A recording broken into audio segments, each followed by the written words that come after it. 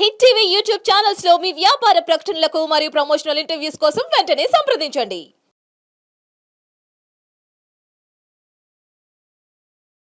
పైటా నగరానికి వెళ్ళి అక్కడ మెల్లిగా వెతుక్కుంటూ బ్రాహ్మణ పరిషత్తు దగ్గరికి వెళ్ళి అక్కడ మాట్లాడాడు. ఇలా ఫలానా మేము ఇలా వచ్చామండి. మా నాన్నగారి పేరు నివర్తి దేవుడు, నా పేరు జ్ఞానదేవుడు, నా తమ్ముడి పేరు సోపాన దేవుడు, నా చెల్లెలు ముక్తాబాయి, మేము నలుగురం ఇలా బ్రాహ్మణ సమాజం వాళ్ళు మీ దగ్గరికి పంపించారు. తిరిగి మమ్మల్ని బ్రాహ్మణ్యంలో కలిపి వేరే ఎత్తివేయడానికి గాను మీరు ఏమైనా అంగీకరించి మీరు పత్రం ఇచ్చినట్లయితే వాళ్ళకి ఇచ్చుకుంటాం. కాస్త మా ఉపనయన సంస్కారం జరుగుతుంది, కాస్త వేద విద్య అవకాశం వస్తుంది. కాబట్టి ఏం పాపం ఎంతో వినయంగా పిల్లలు అడిగారు, వాళ్ళు ఒప్పుకోలే. బ్రాహ్మణ పరిషత్తు వాళ్ళు ఒప్పుకోక ఏమన్నారంటే, ఒరే సరే కానీ చూద్దాంలే, ఏదో ఉత్తరం చూస్తే బాగానే ఉంది, నీ పేరు ఏం పేరురా అని అడిగారు జ్ఞానదేవుడిని. నా పేరు జ్ఞానదేవుడు అని చెప్పాడు. నువ్వు జ్ఞానదేవుడు అని నీకున్న జ్ఞానం ఏమిటి అని అడిగారు. చెప్పాడు, నాకు ఇంకా మాకు ఉపనయనం కాలేదు, వేద విద్య ఇంకా నేర్చుకోలేదు, అందువల్ల నాకు జ్ఞానం ఏమీ లేదు అని చెప్పాడు, వినయంగా చెప్పాడు. ఇదేరా అజ్ఞానికి జ్ఞానదేవుడిని పేరు పెడతారు, పరమ పిరికివాడికి వీరుడు సూర్యుడు అని పేరు పెడతారు, గర్భదరిద్రుడు శ్రీమంతుడు అని పేరు పెడతారు. ఇలా ఉంటే ఏమిట్రా నీకున్న జ్ఞానము, ఆ పేరు తీసేసుకోను, ఆ పేరు ఉండడానికి వీల్లేదు అంటే వెక్కిరిస్తారు. వాడి యొక్క అసహాయతని వాళ్ళు వెక్కిరిస్తారు. ఓ పని చేస్తాం, అక్కడి నుంచి ఎవడో ఒక దున్నపోతుని తీసుకొస్తూ ఉంటాడు, దాని మీద మూటలేసి దున్నపోతు నడిపించుకుంటూ వస్తూ ఉంటాడు. ఓ పని చేస్తావురా, ఆ దున్నపోతు కూడా జ్ఞానదేవుడిని పేరు పెట్టేయమంటావా అని అడుగుతారు. పెట్టుకొని తప్పేమీ లేదు అంటాడు జ్ఞానదేవుడు. తప్పే ఉంది అందులోనూ, మా తల్లిదండ్రులు మాకు ఈ పేరు పెట్టారు, అది మీకు చెప్పుకున్నాం. మీరు ఆ దున్నపోతుకి పెట్టినా సరే ఇబ్బంది లేదు, ఏ జీవికి పెట్టినా ఇబ్బంది లేదు. ఎందుకంటే జీవులన్నింటిలోనూ ఉన్నటువంటిది పరబ్రహ్మ ఒక్కడే, అన్ని జీవుల్లోనూ కూడా అయమాత్మ గుడాకేశ సర్వభూతాశయ స్థిత చాలా స్పష్టంగా చెప్పాడు పరమాత్మ. నేను అన్ని జీవుల్లోనూ ఆత్మస్వరూపంగా ఉంటాను అని భగవద్గీతలో పరతత్వం పరబ్రహ్మ సాక్షాత్ శ్రీకృష్ణ భగవానుడు ఆయన చెప్పాడు. కాబట్టి ఆయన మీరు ఆ దున్నపోతుకి పేరు పెట్టి నా పేరు జ్ఞానదేవి పేరు పెట్టినా సరే ఎవరికి పెట్టినా నాకు అభ్యంతరం లేదు, ఎందుకంటే అన్నింటిలో ఉండేది ఆ పరతత్వమే పరమాత్మే కాబట్టి అని చెప్పాడు జ్ఞానదేవుడు.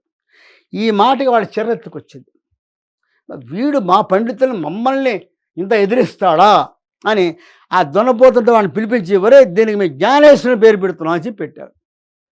అయితే సరేరా, మరి అంతా ఒకటే అన్నావు కదా, ఇప్పుడు ఆ దున్నపోతును కొడితే నీకు తగులుతుందా దెబ్బని అడుగుతారు.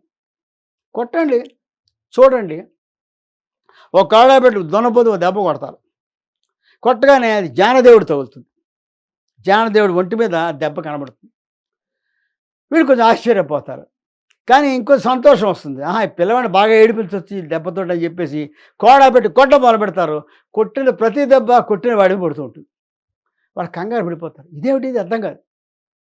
మొదటి దెబ్బ విడిమి పడింది, జ్ఞానదేవుడికి పడే మొదటి దెబ్బ. వీళ్ళు ఇంకా రాక్షసానందం పొందడానికి ఆ దున్నపోతుని కొడుతూ ఉంటే కొట్టిన ప్రతి దెబ్బ జ్ఞానదేవుడికి పడలే, ఎవడైతే కొడుతున్నాడో వాడి మీద పడుతుంది ఆ దెబ్బ, ఆ దున్నపోతు మీద పడలేదు. ఆ దెబ్బలన్నీ వాడికే తగులుతున్నాయి. వాడు కంగారు పడిపోయి ఇదేదో పెద్ద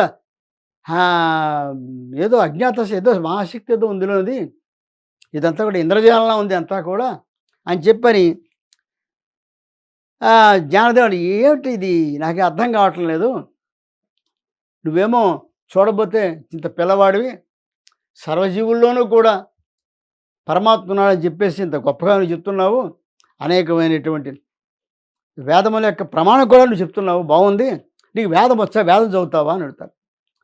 అంటే నాకెందుకండి, నాకు వేదం గురించి ఎందుకు, ఈ దున్నపోతే వేదం చదువుతుంది, నేనే చదవాలని చెప్పి అంటాడు. నేను దున్నపోతే వేదం చదువుతుందా, చదువుతుంది, అయితే చదివి చూద్దాం అంటారు. ఆ దున్నపోతు ఎత్తిపి చేపెట్టి ఏమైనా వేదపట్నం మొదలు వేదగానం చెప్పి చెప్తారు జ్ఞానేశ్వర మహారాజు వారు. అంతే, ఆ దున్నపోతు ఒక్కసారి నోరు విప్పి 4 వేదాలు సాంగోపాంగంగా చదివడం మొదలుపెడుతుంది. ఈసారి మూర్ఛొచ్చి పడిపోతారు పండితులందరూ, వాళ్ళకి అర్థం కాదు. అంటే జ్ఞానదేవ మహారాజు వాళ్ళని తక్కువగా అంచనా వేసుకున్నారు. ఆయనలో ఉండేటువంటి మహాశక్తి సాక్షాత్ విష్ణు సంభూతుడు ఆయన. మహారాజు వారు. ఆయనకి తెలియందే ఉంది. సర్పము కరతలా మలకం. అటువంటి ఆయన శక్తిని వీళ్ళు చిన్నచూపు చూశారు.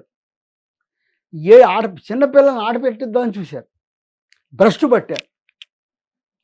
ఈ దున్నపోతూ ఇంక ఆగకుండా వేదాలు చదివేసుకుంటూ చదివేస్తోంది.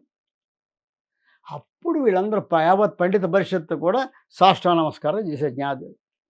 నాయనా నువ్వు సామాన్యుడివి కాదు, సాక్షాత్తు హరిస్వరూపమే నీవు. లేకపోతే దున్నపోతే వేదాలు ఉపయోగించేంటాయి నువ్వు. ఇది సాధ్యమా? ఇది జరిగే పనా? ఈ సృష్టిలో ఎక్కడైనా చూసావా మనం? ఇంకా నీకు మేము ప్రత్యేకంగా ఈ బ్రాహ్మణ్యం ఇవ్వక్కర్లేదా? నువ్వు బ్రాహ్మణ్య స్థితిని కూడా దాటిపోయావు నువ్వు. కాబట్టి ప్రత్యేకంగా నీకేం ఇవ్వక్కర్లేదు, నువ్వు ఇక్కడే కొంతకాలం ఉండు అని చెప్తారు.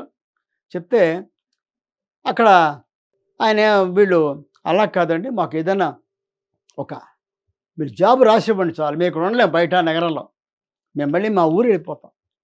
మీరు సంతోషించారు కాబట్టి మమ్మల్ని బ్రాహ్మణ్యంలో చేర్చుకోవచ్చు అని మీరు ఒక ఉత్తరం రాసిచ్చినట్లయితే అది పట్టే బ్రాహ్మణ సమానించుకుంటే వాళ్ళు కాస్త ఉపనయన సంస్కారం చేసి కాస్త మాకు చదువు చెప్తారు, అందుకని మీరు ఇవ్వండి అని చెప్తే, అయ్యో అదే మహాభాగ్యం అయ్యా, నీలాంటి వాడు వెలివేయడం ఏంటి, తిరిగి వెలివేయడాన్ని మళ్ళీ ఎత్తివేయడం ఏమిటి, మళ్ళీ కొత్త సంస్కారాలు ఏమిటి, నీకు తెలియ విద్య ఉందా, సర్వము నీ అధీనంలో ఉన్నప్పుడు సర్వజ్ఞుడు నువ్వు అని చెప్పి ఆయన వాళ్ళ కోరిక ప్రకారం ఒక ఉత్తరం రాసి ఇంకొక విషయాలన్నీ కూడా అందులో రాస్తారు. ఇలా దొనపోచేత వేదాలు చదివించే విషయాలు కూడా రాస్తారు.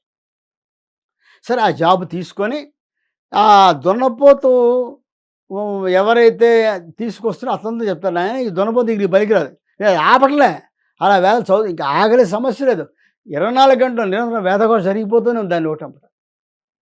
ఇది ఇంకా నువ్వు ఆపలేవు, నీ వల్ల కాదు, దీన్ని మాకు ఇచ్చి మేము పట్టుకుపోతాం అంటారు. వాడు మూర్చపోయాడు అప్పటికే, దాని నోటి వేదాలు వస్తూ ఉంటాయి. వాడు దీన్ని వదిలిపోతే చాలని చెప్పి స్వామి ఓ పంచిని మీరే పట్టుకుపోండి ఇచ్చాడు. ఆ దున్నపోతుని తీసుకొని వాడు అలాగా తిరిగి అప్పేగాం వెళ్తూ ఉండగా అయోముఖి అనేటువంటి చోట అక్కడికి వచ్చేసరికి ఆ దున్నపోతు అక్కడ ప్రాణత్యాగం చేసేసింది. దానికి వాళ్ళు అక్కడ చక్కగా దాన్ని అక్కడ సమాధి చేసి, అక్కడ ఒక సమాధి కూడా ఆ దున్నపోతు పేరు మీద సమాధి మందిరం కూడా ఇప్పుడు ఉందిట అయోముఖి అనేటువంటి చోట. చేసిన తర్వాత అక్కడి నుంచి మళ్ళీ తిరిగి బయలుదేరి వీళ్ళు తిన్నగా వాళ్ళ గ్రామం అయినటువంటి అప్పేగాంకి చేరారు.